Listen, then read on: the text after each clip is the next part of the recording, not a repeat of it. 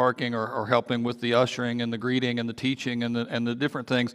Just a lot of work. And so I want to say thank you to all of them because it has been a lot to get done, and I really do appreciate it. It's cool to see what happens when the whole church is working towards a common cause, which leads me into my sermon. The sermon series we're getting into starting this week and for the next few weeks is talking about momentum. And momentum as a science theory is what happens when mass and velocity are multiplied together. Something with a little mass but a lot of velocity can do some damage. I had a friend who, when he was 16, went to pick up a girl for a date, and the dad of the girl, the father of the girl, tossed him a bullet when he came in. A shotgun shell had his name written on it, and said that'll come faster after midnight. And so it's the same principle, right? If you toss a shotgun shell to someone, it doesn't really cause any damage at all. But if you fire it from a gun, it can cause an enormous amount of damage. A little mass with a lot of velocity. Of course, if a lot of mass moves with a lot of velocity, it causes even more damage. The military has a weapon they call the Massive Ordnance Air Blast, which is a MOAB, Massive Ordnance Air Blast. The crew that's in charge of it call it the mother of all bombs because it's a 22,000-pound bomb. And when that bomb gets a high velocity, that much mass, 22,000 pounds, it causes an enormous amount of damage, much more than a shotgun shell. If a lot of mass is moving in the same direction, it can cause an enormous thing. And the reason why this applies to church is not so much weaponry, is more the idea that if as a church we can get all of our mass going in the same direction, if we can get all of our people kind of going the same way, I think we can do a tremendous amount of good in this community. I know the church has, at different times in the past, been responsible for some pretty shameful scandals, and I understand the history of that. And as Christians, we need to be aware of that history and repent for it and apologize for it. But I will contend that since Jesus came back out of the grave 2,000 years ago, there has been no force as impactful in this world in the area of medical hospitals and sending people out to help in medicine and medical discoveries, as impactful in universities, literacy and education, as impactful in bringing up the poor and the downtrodden, as impactful as reaching the refugees, has been as impactful at reaching the broken people as the church. There is just nothing, historically speaking, that compares to the church for the sheer amount of impact it has had on this world for good when it's working the way that it's supposed to work. When the church has all of its people marching to the same tune, there's something pretty powerful about that. And it can accomplish things that really cannot be accomplished any other way. And so for the next few weeks, we're going to look at that and study this idea of momentum. Now, there's a rule, Newton's first law of motion was, and I got that in quotes in the bottom there, part of it, a body at rest tends to stay at rest unless acted upon by an outside force. A body at motion tends to stay in motion unless acted upon by an outside force. You all discovered that. Most of you did this morning. You were a body at rest before the sun came up, and then the alarm went off. And it woke you up. And without the alarm, you would have stayed a body at rest. Without that outside force acting upon you, you wouldn't have moved. The church, all too often, has been a body at rest, needing some sort of an outside force to come and wake it up, to get it to do the things that it's supposed to do. Now, it's powerful, like I said, when it's all moving the direction it's supposed to go, but our human nature is all too often to be a body at rest, held captive either by fatigue or fear, and not doing the things that we're supposed to do. So let's think about what can launch us in. Now, today, because it's Easter, we're going to talk about the beginning of the whole thing, the Big Bang, kind of that got it all started, and the resurrection. The church, the guys who started the church 2,000 years ago were a bunch of scared fishermen and tax collectors and outlaws hiding in a room together, hoping they wouldn't be discovered. And something happened.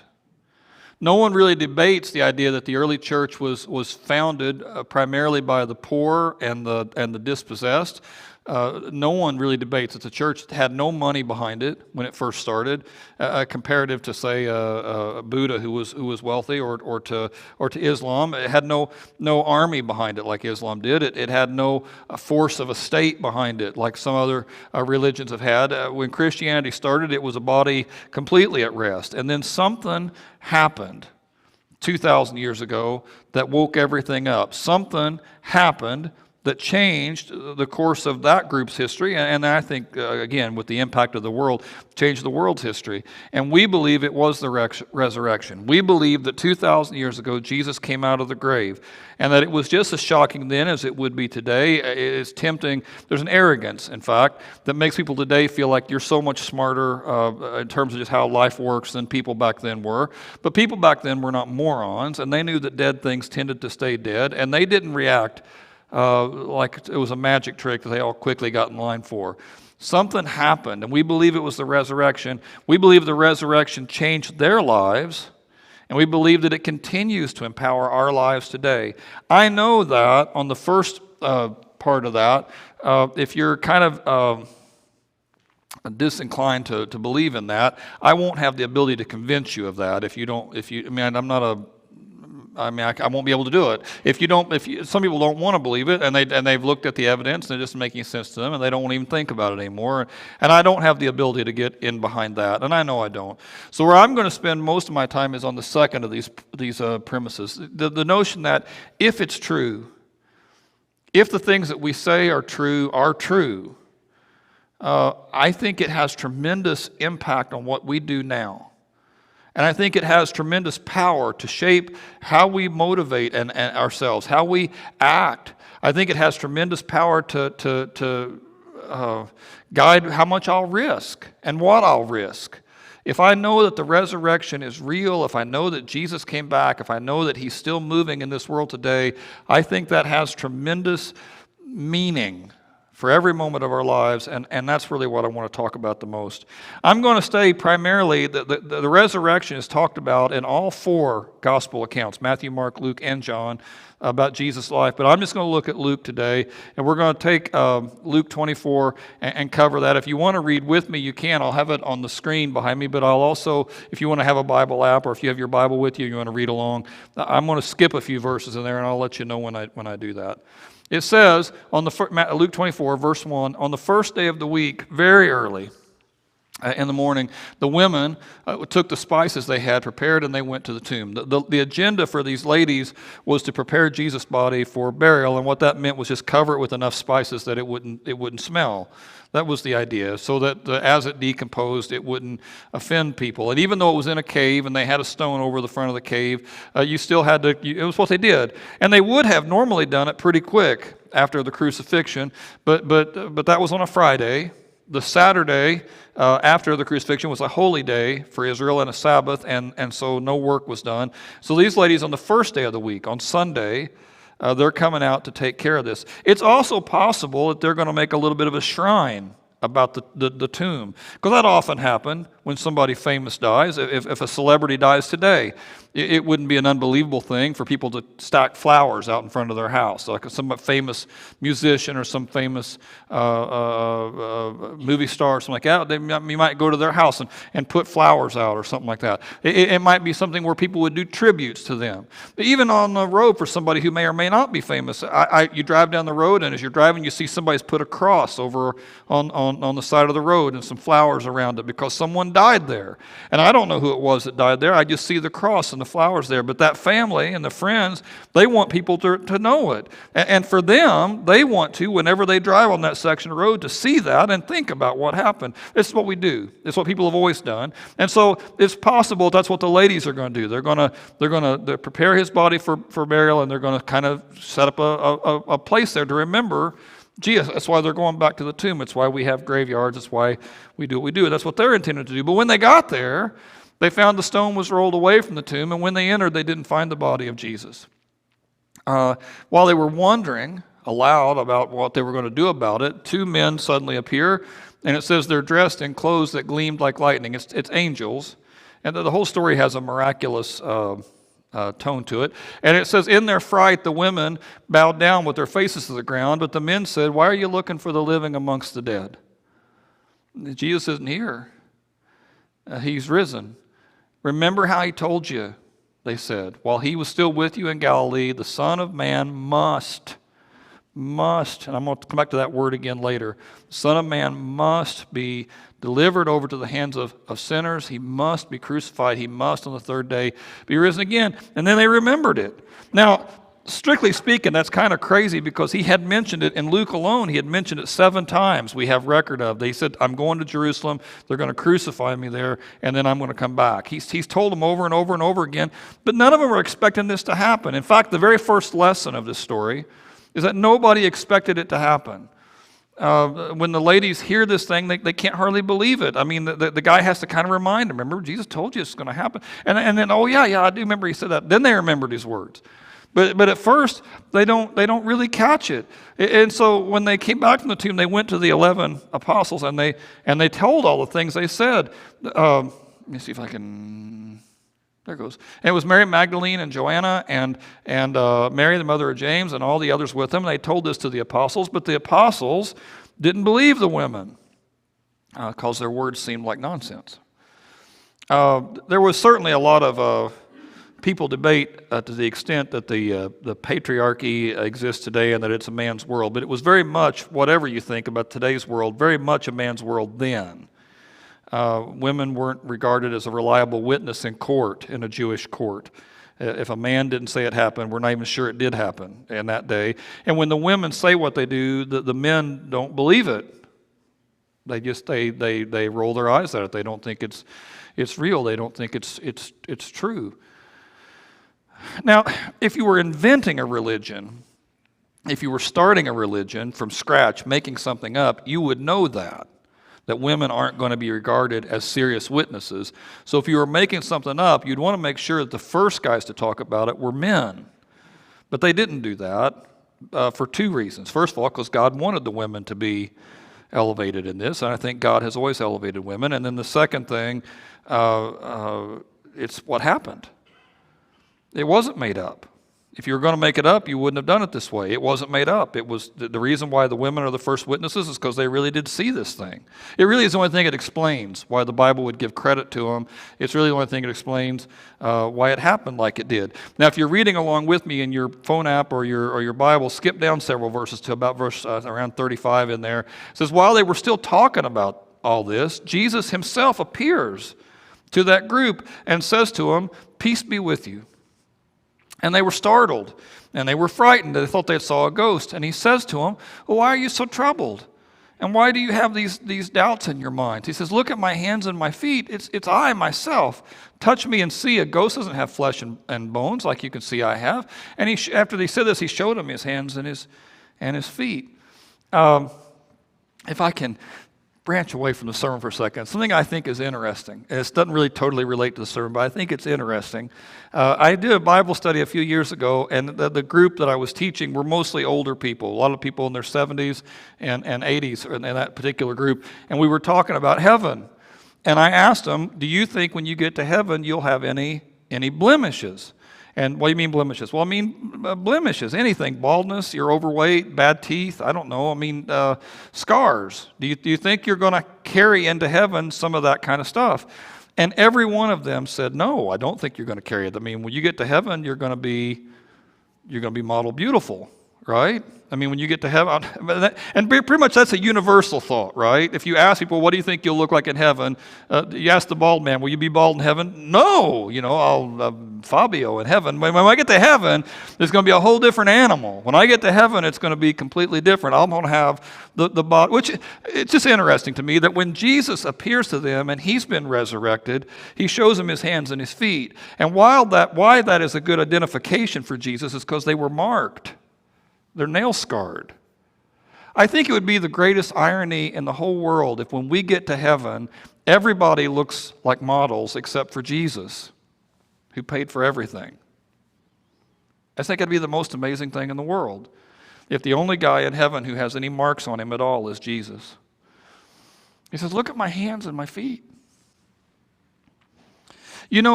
On Good Friday, the first Good Friday, when Jesus was crucified, none of those guys thought it was good. None of those guys thought it was awesome that Jesus died. None of them saw it like a victory. It's only after the resurrection that they looked back at the cross and saw it for what it was. Before, they saw the cross as a defeat, our worst moment, which the resurrection undid. After the resurrection, they understand that the cross was the great victory, that the resurrection validates or proves. And so Jesus carries these marks on his hands. I think in heaven carries these marks on his hands and his feet. Those marks are what saves all of us. Those marks are the most beautiful things in the world. Because of those marks, we can stand up strong in his way. He goes on, and while they still didn't believe, I mean, they see the marks, they're assuming the same thing you would assume. There's no way. They would. People say, well, maybe they saw a vision. That's what they assume they're seeing, is a vision. They just can't believe it is true. They still didn't believe. So Jesus says, do you have anything to eat? And they gave him a piece of broiled fish, and he ate it, which seems like a weird two-verse thing to include in the deal. But again, it's all to prove that he had a body just like we have a body. That when God made this world, he made it good. And I think heaven's going to be a lot like this world. It's going to have canyons and mountains and rivers, and we're going to have bodies. And I don't know if they'll be model beautiful or not. I don't want to argue that with you. I know some of you are hoping for model beautiful, and good for you if that's fine. I don't know if that'll happen or not, but this notion that he eats in front of them, just to prove that it's real. And he said to him, this is what I told you while I was still with you. Everything must be fulfilled. That's written about me in the law of Moses, and that word must again. It's must. There's a Greek word day. It has to happen. And the point of all that stuff is that God has a plan, and he will not be frustrated. God's plan is going to work out. And so for us, on this side of the resurrection, on this side of the cross, 2,000 years later, if God is willing to go to that length to make sure that his plan comes through, then you can trust that God is going to make his plan for you come through. You might have been a surprise to your parents. You were not a surprise to God. God knew all along that you were coming. God has prepared ahead of time a road for you to walk on. The Bible uses the phrase predestination, which just means God has set a destiny in front of you, and I believe that's true. And the God who has set this destiny in front of you and wants you to walk on it will not be frustrated. He's going to do his part. He said he opened their mind. Jesus opened their minds to understand it. If I'm doing my job at all, hopefully I'm helping you to see this thing too. He said, this is what's written. The Messiah, talking about himself, the Messiah will suffer and rise from the dead on the third day, and repentance for the forgiveness of sins we preach in his name to all nations. Two things there, two big words to focus on. Repentance, which just means turn around. You all were going one direction, and now Jesus is here, and he commands you to go the other direction. And so you make this commitment that you're gonna walk with him. You're going to follow after what he wants to do. You're not going to live for your own agendas anymore. You're not going to live for a selfish end because you see what he's doing. Because Jesus came back, because he did what he did, I can trust that he's going to see me through. I don't have to prove myself to people like I used to. I don't have to follow false idols of sex or power or money. I know those things are all dead ends. They're not going to take me where I want to go. Because Jesus came back, it validates everything he ever said. And I know that if he loves me enough to give himself for me like that, what else is he going to hold back? There's a Catholic priest, a guy named Jean-Marie Lustiger. He was the Archbishop of Rome. Archbishop of Paris. Archbishop of Paris. The Archbishop of Rome is the Pope. He wasn't the Archbishop. Archbishop of Paris. Jean-Marie Lustiger. And he told this story about three boys just after World War II who wanted to play a prank on the priest in their town in France there. And the plan was they were going to go confess one after another all these made-up sins. It was like a prank they're going to play on the priest, and just crazy stuff, how they had raped and pillaged and stolen and just every commandment broken and just go on and on and on, just to kind of shake this old man up. And so the first guy goes in, he makes this big confession and comes out laughing. The second guy goes in, he comes out laughing. And so the third guy goes in, and by this point the priest is kind of getting ticked off because he sees what's going on with all this too. And so as soon as the third boy gets done with his whole long thing, he said, I'm going to give you a penance to do. He hadn't given the other two boys penances. I'm going to give you a penance to do. And he said, what's that? Well, you've got to do something for me to forgive your sin. Well, what do I got to do? He said that statue at the end, and a lot of Catholic churches will have a statue of Jesus on the cross. Got the crown of thorns, and he's bleeding, and he's on the cross, still nails in hands and feet.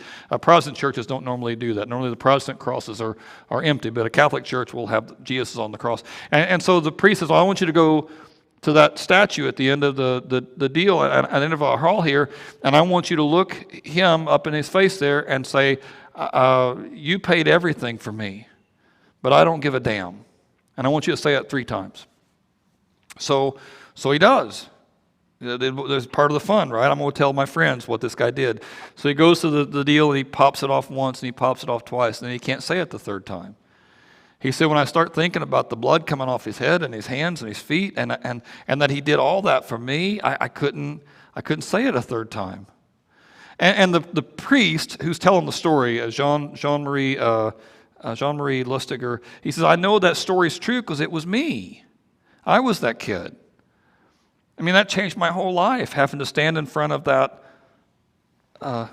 Jesus there, and I hadn't cared.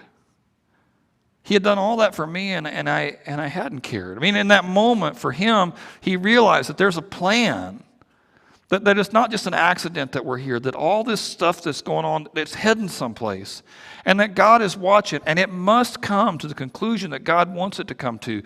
And if God would do all that for you, if he would pay with his very own life for you, how can you not care about that? How can you not respond? One last verse 48. He tells the disciples, and you're witnesses of this. As he says, as I'm commissioning you to be witnesses of this thing. And that was always his plan. The Great Commission is that we're to go into the whole world and make disciples, and that's what Luke's version of that is. You're my witnesses. You're to take this message that I'm giving to you, and you're to take it to everybody and let them know. Tell them who I am. Tell them what I did, and tell them how it's changing your life. They need to know.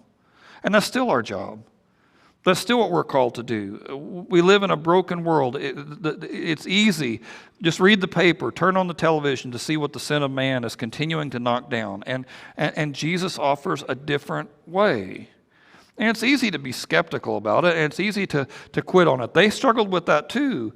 It's easier to assume that what is all that there is. And all the other stuff is just pie in the sky, kind of wishful thinking. But the resurrection changes all that. It just, if you were to want to do it, you could go to Saudi Arabia and you could see the grave of Muhammad. When he died, they immediately built a building around his area there, and you still go there. You got to be a Muslim to get all the way in, but you could still go and see the green dome where he's buried under, and they made it a holy site. In fact, if you're a Muslim, I think it's a good idea to take a quest there sometime during your life if you can. You can go see, if you want to, the tomb where Confucius is buried. It's in China.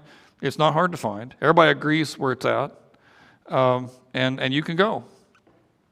He didn't start a religion exactly, but you can go see Lenin's body in Moscow. He started his big movement, and when he died, they put him in a glass coffin, and any one of you can go there and see it. It's still there, and look right at him if you want to. You can't go see where Buddha's buried because he was burned, but you can still go see Buddha's toe and his leg bone. Different churches have, one church has a tooth. You can go see one of his teeth and celebrate that and remember his tooth and Buddha and all that kind of thing. That's what people do with famous religion starters, is they remember their tomb. They make a holy site of it. That always happens, except with Christianity. It didn't happen with Christianity. There's a tomb in Jerusalem, a place where if you go, it's called the Church of the Holy Sepulchre, and they say, we think this might be where Jesus was buried. But they built that church 400 years after Jesus died. They're not sure if it's the right place. There's another place that the archaeologists think, we think it's this place over here. It's not the first place, it's this second place. And you can go there and walk in, but even there, you're not going to be sure if it's exactly where they laid Jesus. We just don't know for sure. And it's because when Jesus died, they didn't care where he was buried because he wasn't there. Because he wasn't there. You don't care about the peanut shells you toss down at Texas Roadhouse once you're done with them, do you? I mean, once the peanut's out, you don't care anymore about the shell.